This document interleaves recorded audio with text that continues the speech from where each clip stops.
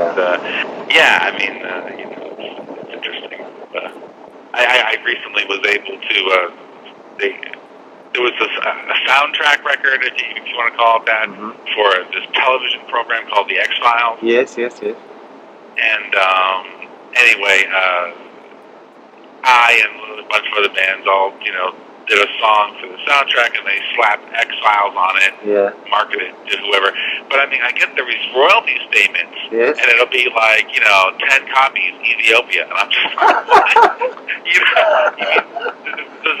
there might be some guy in Ethiopia, like listening to my song. I don't know, he's probably, chances are the 10 copies that got sold are, aren't out in the hinterland, they're in the cities. Yeah, sure. An urbanite, because of course there's urbanity everywhere. Sure. It's just interesting to think that, I mean, it's always kind of international, but the rock circuit tends to be European and North American based. And, that's right. Some people end up going to Australia a lot, I guess, and Japan. I've only had the opportunity to work there once, so but even Australia to me is far away. On the exotic side of things. Yeah, absolutely.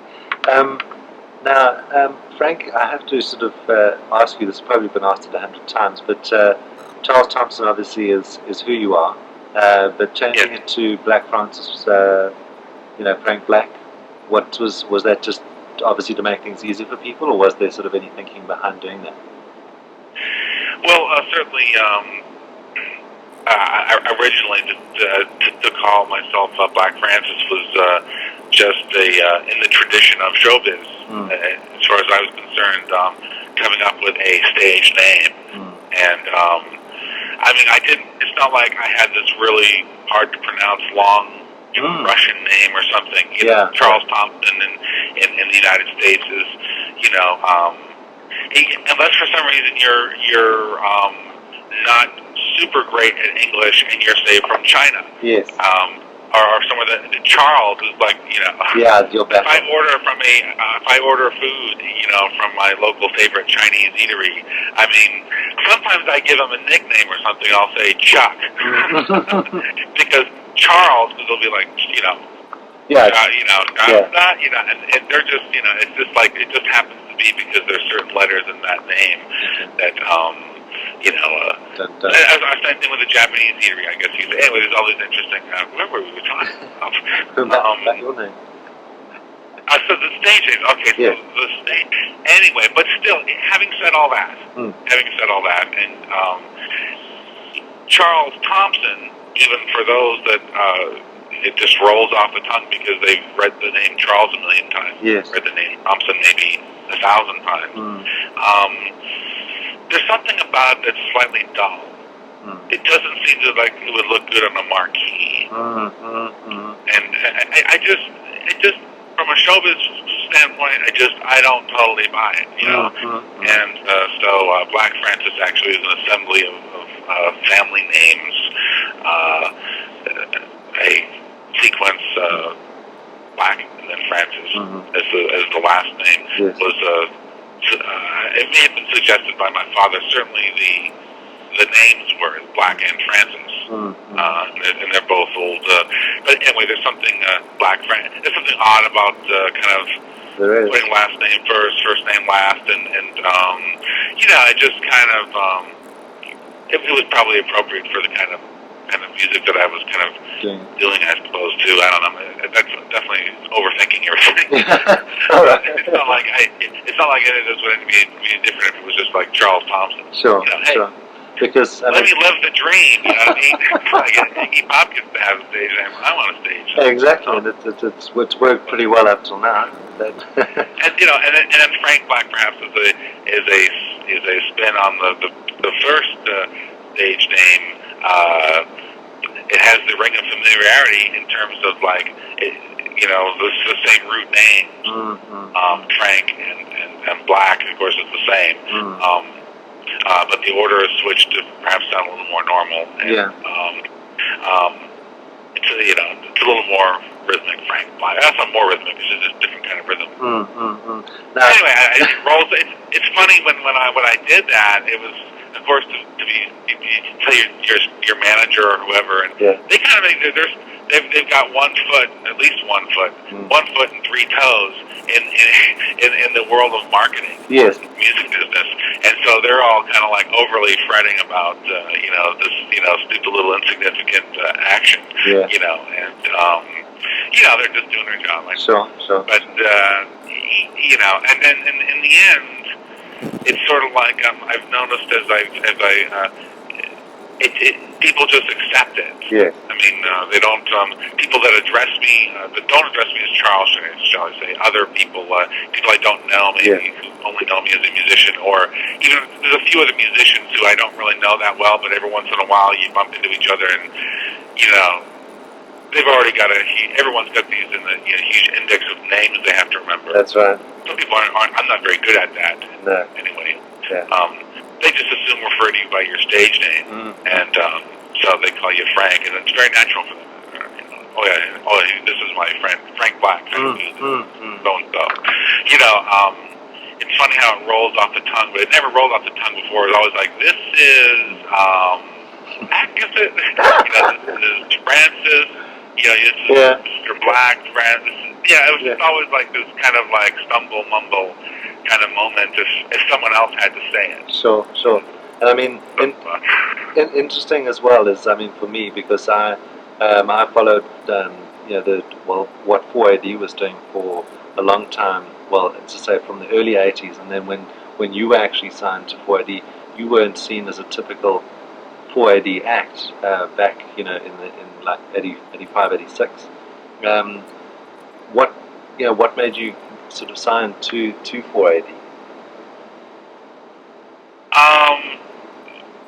I was completely unaware of them, other than there was another band that played around our town called Throwing Muses, who were from Providence, Rhode Island, which is close by. And anyway, the guy that produced their record, had a little studio, and he was trying to get us in the studio. He liked us a lot. He was trying to convince their manager, who's now my manager, you got to check this band out. Put them on the bill, opening up for you guys down at the local punk rock club. And anyway, we got hooked up with this manager of the Throwing Muses named Ken Goes, Goes. Right. Anyway, he he liked it, and he's a very simple, straight up kind of guy. Not a lot of music, showbiz kind of niceties, there's not a real schmoozy guy. Anyway, we met halfway, the midway point between the city that he lived in and where we lived. I remember Joey Santiago and I went out. We met on this highway, this lonely, industrial, modern, super highway. Right. Where you pull off, and there's maybe a fast food restaurant there, like McDonald's or something like that. Yeah. And that's all there is. And then there's the forest, or what you think is a forest. Really, it's like a bit beyond that is a suburban housing tract. But anyway, we met at this really bleak kind of fast food. It precisely the midway point between where we lived, of course, and where he lived. That was the most convenient place to meet for both of us, of course. Yes. I think this must have been from the manager. He would say, let us meet here at the dot. Halfway. So we go out there, we meet, and we shook hands, and we did a handshake deal, which was matriculated sometime later into a paper contract that I signed. Anyway, he took us on, and I had just made up a bunch of cassettes of this first tape that we did with Gary Smith, and he had this contact, and there were actually the head of 4AD wasn't necessarily so impressed immediately. I believe it was another employee who kind of really liked the tape a lot and kept, bugging the boss, like, hey, you should check this out or whatever. And anyway, eventually he succumbed, and a few weeks later he said, let's put this out. He trimmed it down to an 8-song kind of mini LP from, we probably recorded 14 or 15 songs. I forget, probably a lot of the stuff that ended up on the next album, you know? Yes, yeah. But was it a good thing to be signed to the likes of 480 and not say a bigger or, you know, a more... I had no concept of it really either way. I mean, I probably was aware of, you know, there are big record companies and there are little record companies. Sure. I wasn't so steeped up in that kind of trivial knowledge. It's not like I'd been kind of like slugging it out in nightclubs for 5 years, trying to get a deal, passing around tapes, you know what I mean? Doing the usual thing that a lot of people do, you know. It was just sort of like drop out of college, go to a nightclub, sit there with a stopwatch and time how long the bands play for so that I can figure out how much material I need to come up with. Right. Go run a rehearsal space, take out an ad and paper, get a band together, you know. Joey Santiago, we had agreed previous to moving there to meet there. I was in Puerto Rico and he was in Western Massachusetts, and we both agreed we'd just drop out and start a band. And you know, within the year, you know, we were getting ready to put this record out. Yeah. And so I've been on the road ever since. Because as I say, time and time again, you know, obviously you're aware that obviously the Pixies always referred to as sort of redefining rock and you know, being a very important influence. How do you actually explain the Pixies' influence sort of in, you know, in current music culture anyway?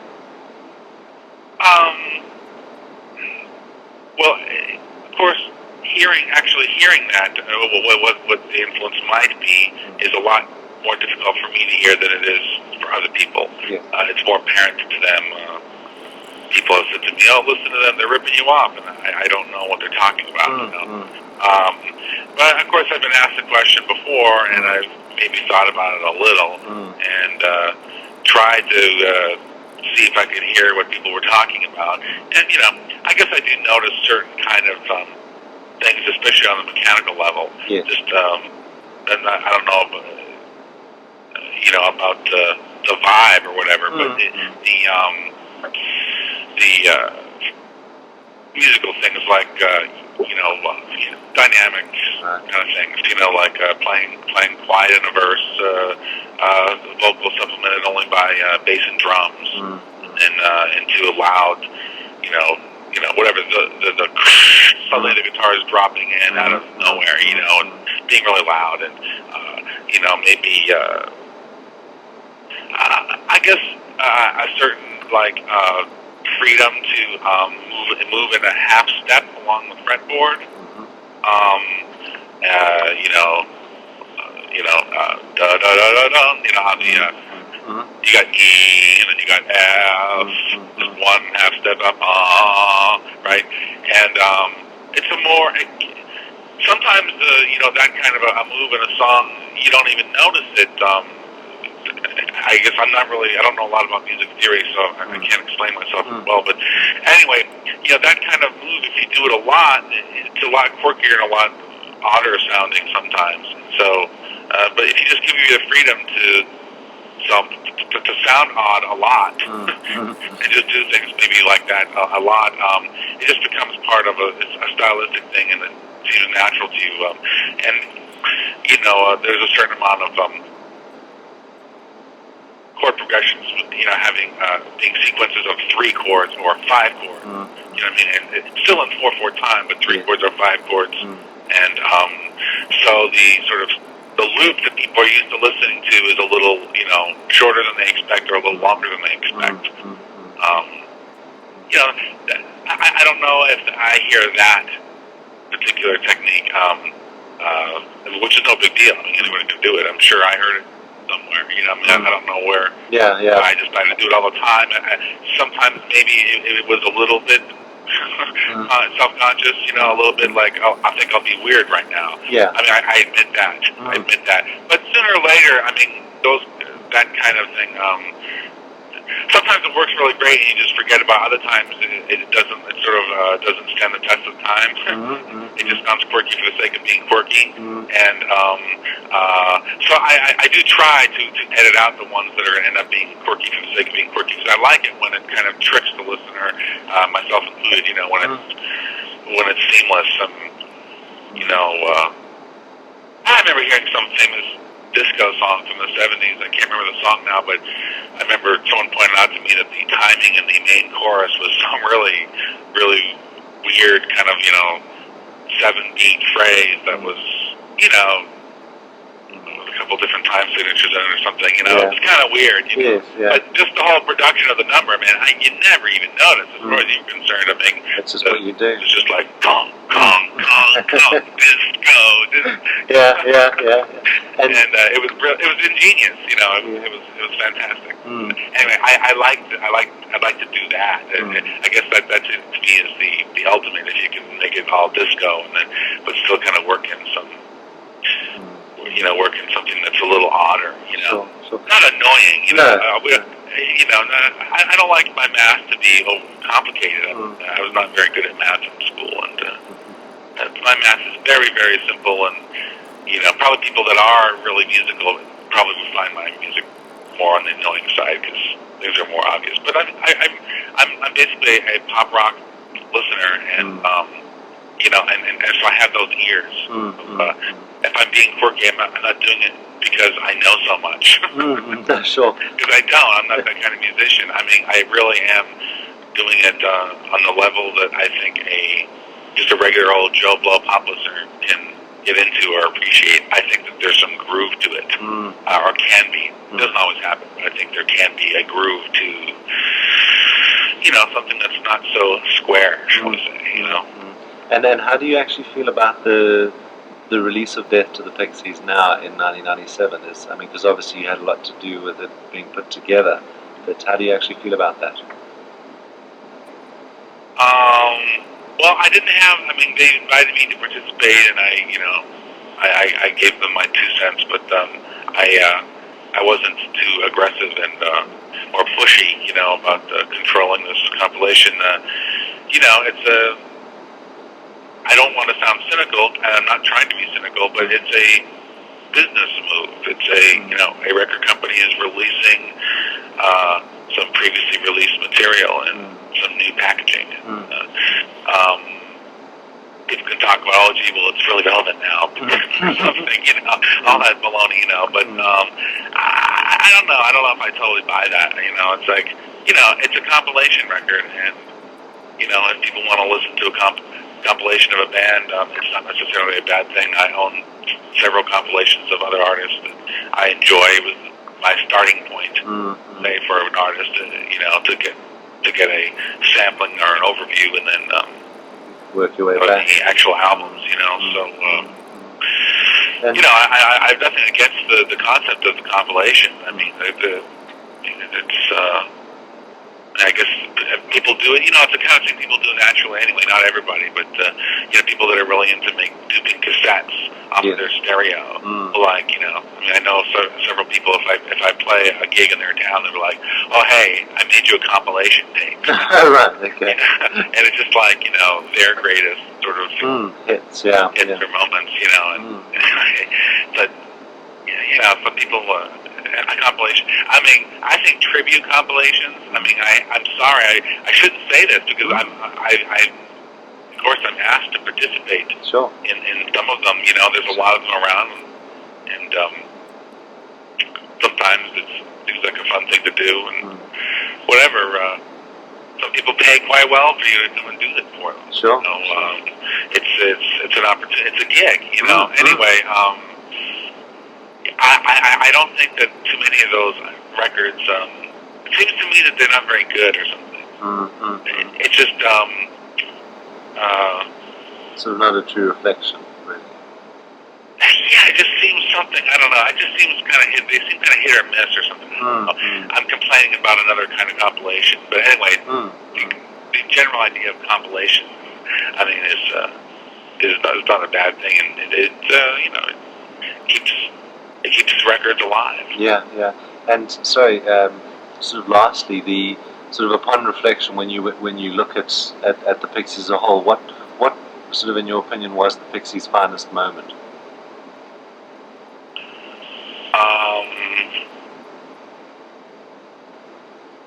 Well, I don't know that there's an answer to that. I don't know that there was any particular moment you could say, you know what, it was most perfect when it was here. You know, I guess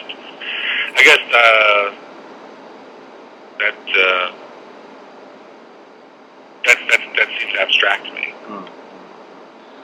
Frank, could I ask you one last favor? Sure. Would you do an ID for me? Oh, of course. Great. Is this for radio? Yes, I have a show called The Cutting Edge. It's very cliche, but what can I do? It goes, no, that's all right. Yeah, it goes out on... There's nothing wrong with Cutting Edge. Thank you. As I said, it goes out on college radio. I'm going to be running it tomorrow night. So, as I say, the name is The Cutting Edge, so you can play with that as you will. This is Frank Black, hanging out with Jason Curtis on The Cutting Edge in Johannesburg. Thank you very much, sir. I appreciate that. And so thank you very much for your time. I would have loved to have spoken to you for another 45 minutes, but as I say, I know your time is at a premium. But as far as the Pixies are concerned, congratulations on a career that, is still, I think, yet to be fully appreciated, and your solo work as well. Thank you for your time and the interest. I appreciate it. Thank you very much. Have a good day. You too. Bye. Thank you. Bye-bye.